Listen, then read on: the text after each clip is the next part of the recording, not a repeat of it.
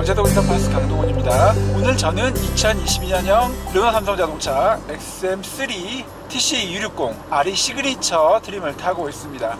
특별히 이 차량은 이번에 새롭게 추가된 소닉 레드 외장 컬러 차량입니다.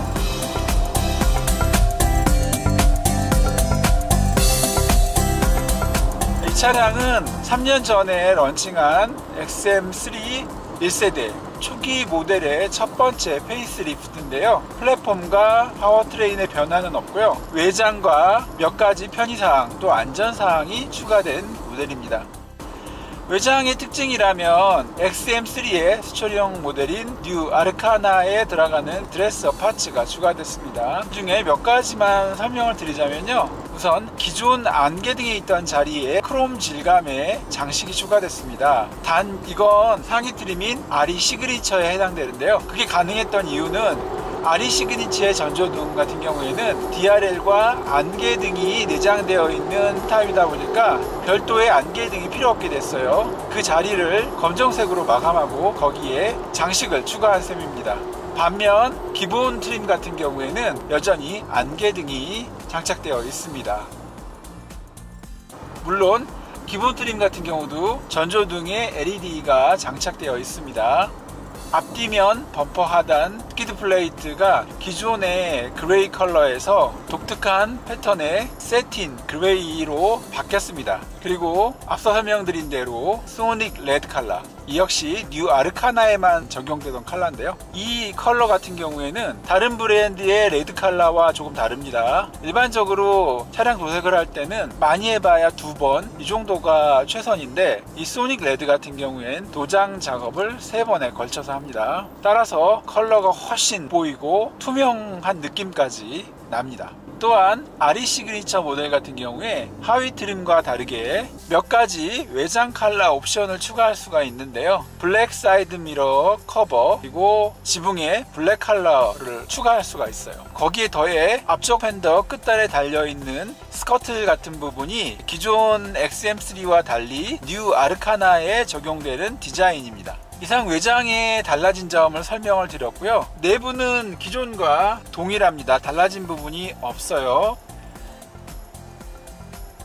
그리고 안전사양 부분 중에서 중요한 부분은 고속화도로 주행 및 정체 구간 주행 보조 기능이 추가됐습니다. 기존에는 고속도로에 진입해야 차선 유지 보조 기능과 어댑티브 크루즈 컨트롤, 즉 조합해서 소위 말하는 반자율 주행 기능을 구현할 수가 있었는데요. 2022년형 XM3 같은 경우에는 이게 자동차 전용도로, 즉 고속화 도로까지 확대 적용됐습니다. 아울러 전방 추돌 방지 보조, 그리고 후방 추돌 방지 보조, 후측방 감시 같은 기능들은 기존과 동일하게 탑재가 됐습니다. 그리고 편의사항 중에 주차 보조 기능도 포함되어 있는데요. 이 기능 역시 재밌는 게, 일반적으로 이 주차 보조 기능 같은 경우에는 고가의 차량들에 주로 들어가는데, XM3는 소형 SUV임에도 불구하고 이 기능이 탑재되어 있습니다. 물론 이 기능의 물리적인 성능 같은 경우에는 아주 좋다고는 할 수 없어요. 고가 차량에 들어가 있는 주차 보조 기능 같은 경우엔 주차 구획선을 인지하기 때문에 옆에 주차되어 있는 차량들이 특별히 이상하게 주차하지 않았다면 정확하게 주차 구획선 안에 주차됩니다. 하지만 XM3에 들어있는 주차 보조 기능은 공간을 인지합니다. 주차 구획선 인지도 다른 차량보다 조금 느리고요. 시간이 많이 걸립니다. 따라서 웬만큼 주차하시는 분들은 이 기능을 쓰는 것보다 직접 주차하는 게 훨씬 빠른데요. 그럼에도 불구하고 이 차급에 들어가 있다는 것은 특별하다고 할 수 있습니다.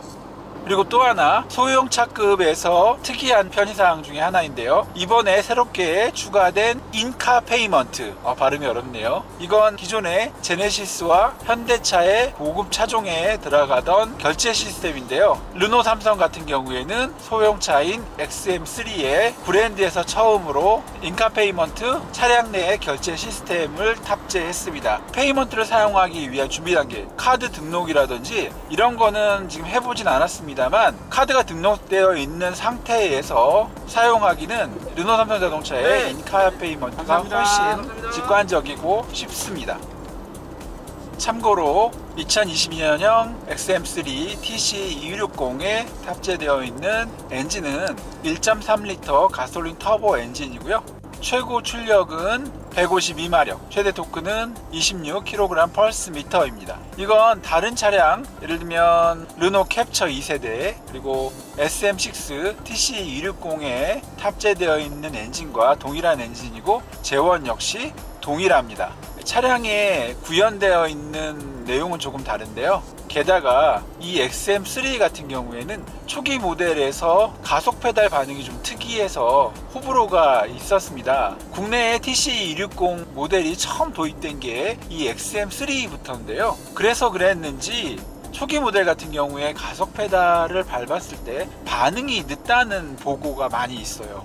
이건 같은 파워트레인이 장착되어 있는 르노 캡처에서도 나타나는 현상인데요. 르노 캡처 같은 경우에는 초반에 출발할 때 가속 페달을 깊게 밟으면 0.4에서 0.5초 가량의 딜레이가 나타나요. 그러니까 꾹 밟았을 때 웅 하고 엔진 회전수는 올라가지만 차량이 실제로 구동되는 거는 한 0.4초 후에 움직이기 시작하는 거예요. 게다가 르노 캡처 같은 경우에는 출발을 할 때 힘이 몰리는 경향이 있다 보니까 저도 처음에는 움찔하고 놀랐어요. 하지만 익숙해지니까 괜찮아졌는데 XM3 TC260 초기 모델 같은 경우에는 딜레이가 조금 더 길어서 어떤 보고에 따르면 1초라고 하는 경우도 있었어요. 그러니까 느낌이 이런 거죠. 출발하려고 가속 페달을 딱 밟았는데 1초까지 차가 안 움직이다가 그 후에 쑥 하고 움직이는 거예요. 캡처 2세대와 비교해서는 그 힘이 조금 약해서 빠르게 추월을 해야 된다든지 공도상에서 도로 본선으로 들어가기 위해서 빠르게 나가야 될 때 제대로 반응을 못 보여준 부분이 있어요. 하지만 2022년형 같은 경우에는 이 부분이 개선이 됐네요. 이 느낌은 르노 캡처랑 비슷한 정도예요. 이 부분의 불편함은 개선이 된 듯 보입니다. 하지만 이런 성향이 여전히 나타나는 상황이 있어요. 어떤 상황이냐면 급경사 도로 같은 곳에 서 있다가 후진을 하려고 하면 차량이 앞으로 약간 나가는 느낌, 움찔하는 느낌이 있어요. 제가 얼마 전에 서산 웅도 제2 유도교 그곳이 물에 잠겼을 때 그 앞에 차를 세웠다가 후진할 상황이 있었는데요. 차가 물속으로 들어갈 것처럼 움찔했다가 뒤로 후진하는 상황이 있었습니다. 물론 차에 대한 믿음이 있기 때문에 공포라고는 할 수 없지만 이렇듯 페달 반응이 늦었을 때 어떤 느낌인지는 확실히 경험하는 기회였다고 생각을 하고요. 이상으로 2022년형 르노 삼성자동차 XM3 RE 시그니처 트림을 중심으로 달라진 점 그리고 기존 XM3의 특징 간단하게 소개해드렸습니다. 지금까지 어제도 그제도 바스 강동훈이었고요. 영상 내용 도움되시고 흥미로웠다면 공감, 다음 컨텐츠가 기대되신다면 구독 부탁드립니다. 영상 시청 감사합니다.